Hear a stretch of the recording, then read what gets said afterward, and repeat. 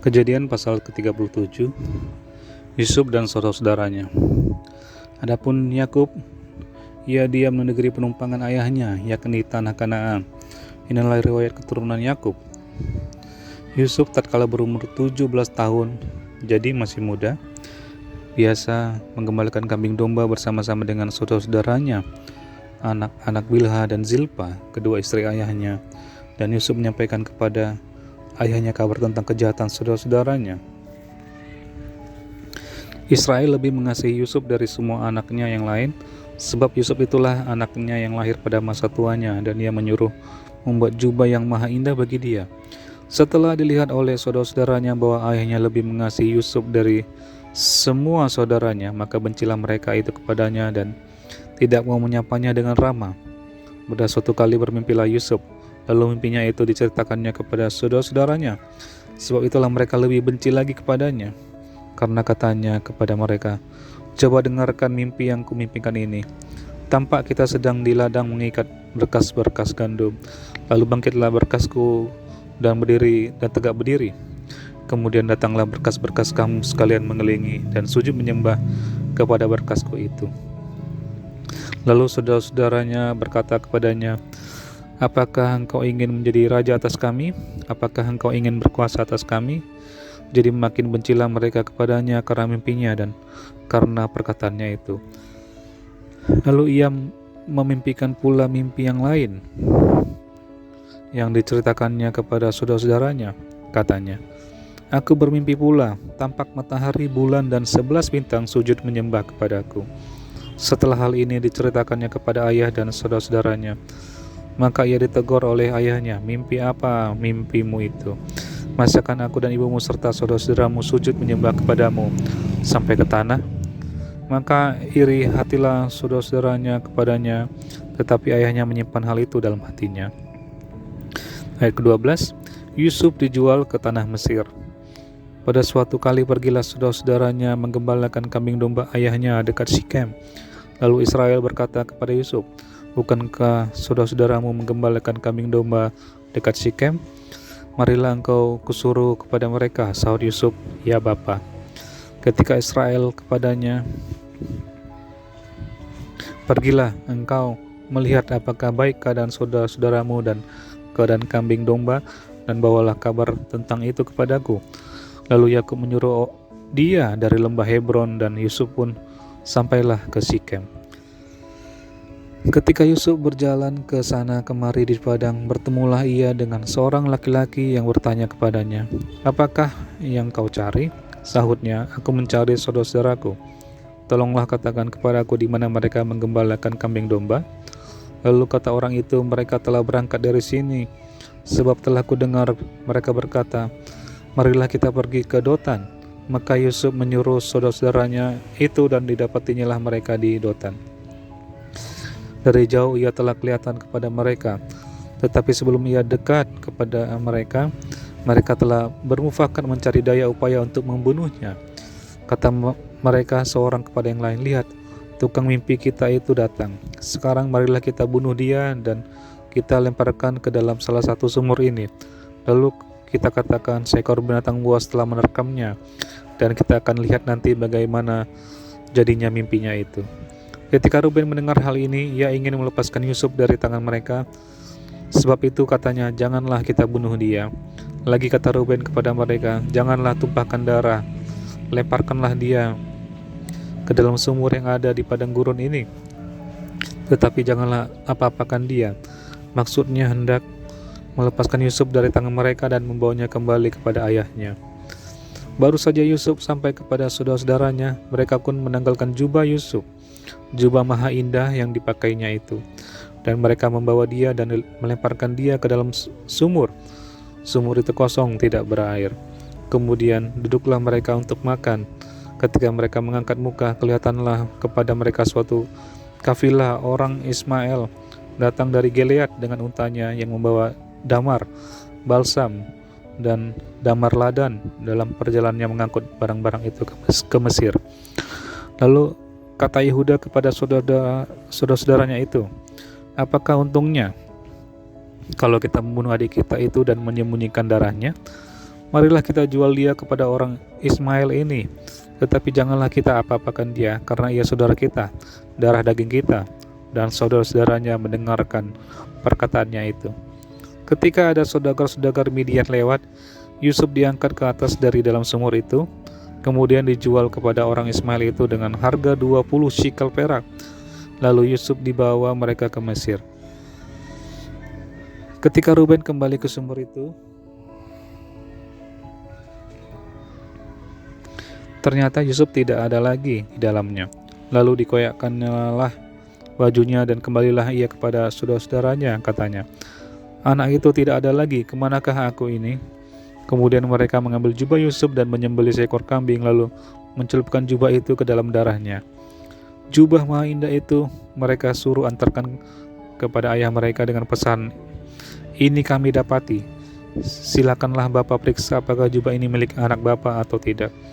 Ketika Yakub memeriksa jubah itu, ia berkata, "Ini jubah anakku. Binatang buas telah memakannya. Tentulah Yusuf telah diterkam."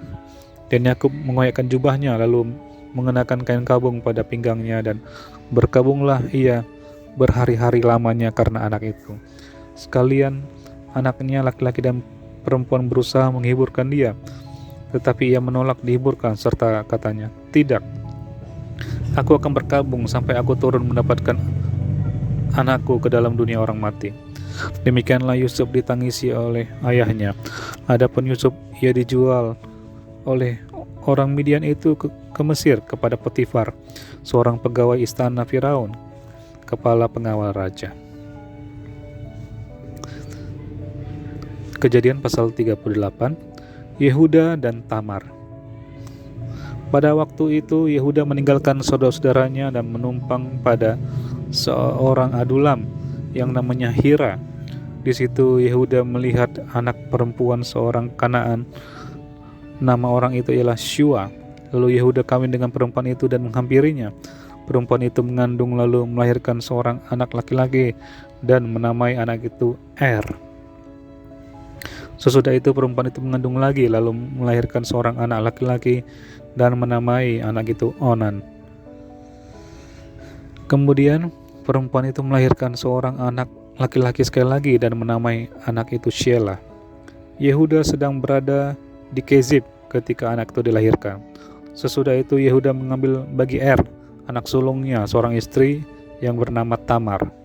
Tetapi Er, anak sulung Yehuda itu adalah jahat di mata Tuhan, maka Tuhan membunuh dia.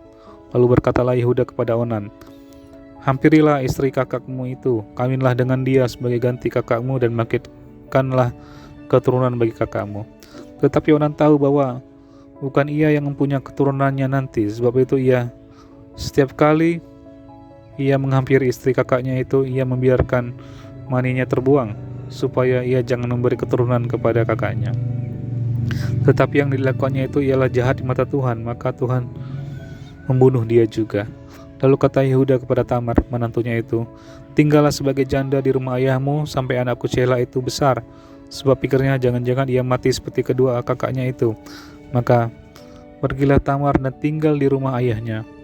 Setelah beberapa lama matilah anak Shua, istri Yehuda.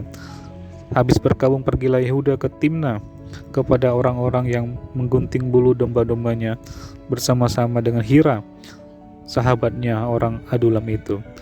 Ketika dikabarkan kepada Tamar, "Bapa mertuamu sedang di jalan ke Timna untuk menggunting bulu domba-dombanya," maka ditanggalkannya lah pakaian kejandaannya. Ia bertelekung dan berselubung, lalu pergi duduk di pintu masuk ke Enaim yang di jalan ke Timna, karena dilihatnya bahwa Shelah telah menjadi besar dan dia tidak diberikan juga kepada Shelah untuk menjadi istrinya. Ketika Yehuda melihat dia, disangkanyalah dia seorang perempuan sundal karena ia menutupi mukanya. Lalu berpalinglah Yehuda mendapatkan perempuan yang di pinggir jalan itu serta berkata, "Marilah, aku mau menghampiri engkau," sebab ia tidak tahu bahwa perempuan itu menantunya. Tanya perempuan itu, "Apakah yang akan kau berikan kepadaku jika engkau menghampiri aku?" Jawabnya, "Aku akan mengirimkan kepadamu seekor anak kambing dari kambing dombaku." Kata perempuan itu, "Asal engkau memberikan tanggungannya sampai engkau mengirimkannya kepadaku." Tanyanya, Apakah tanggungan yang harus kuberikan kepadamu? Jawab perempuan itu, cap meteraimu serta kalungmu dan tongkat yang ada di tanganmu itu.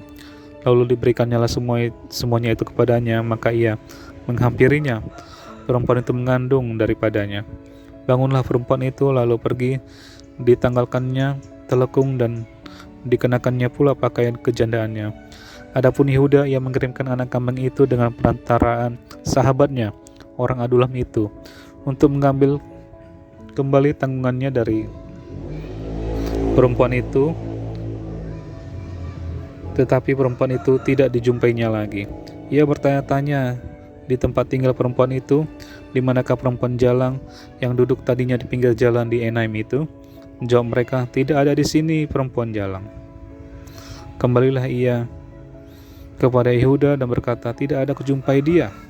Dan juga orang-orang di tempat itu berkata, tidak ada perempuan jalang di sini. Lalu berkatalah Yehuda, biarlah barang-barang itu dipegangnya supaya kita jangan menjadi buah olok-olok orang. Sungguhlah anak kambing itu telah kukirimkan, tetapi engkau tidak menjumpai perempuan itu. Sesudah kira-kira 3 bulan dikabarkanlah kepada Yehuda, Tamar menantumu bersundal, bahkan telah mengandung dari persundalannya itu. Lalu kata Yehuda, bawalah perempuan itu supaya dibakar. Waktu dibawa, perempuan itu menyuruh orang kepada mertuanya mengatakan, dari laki-laki yang empunya barang-barang inilah aku mengandung. Juga dikatakannya, periksalah siapa yang mempunyai cap meterai serta kalung dan tongkat ini.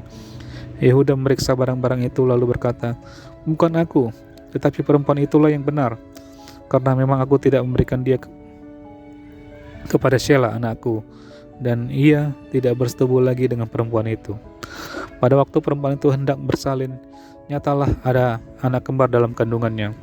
Dan ketika bersalin, seorang dari anak itu mengeluarkan tangannya lalu dipegang oleh bidan, diikatnya dengan benang kirmizi serta berkata, inilah yang lebih dahulu keluar.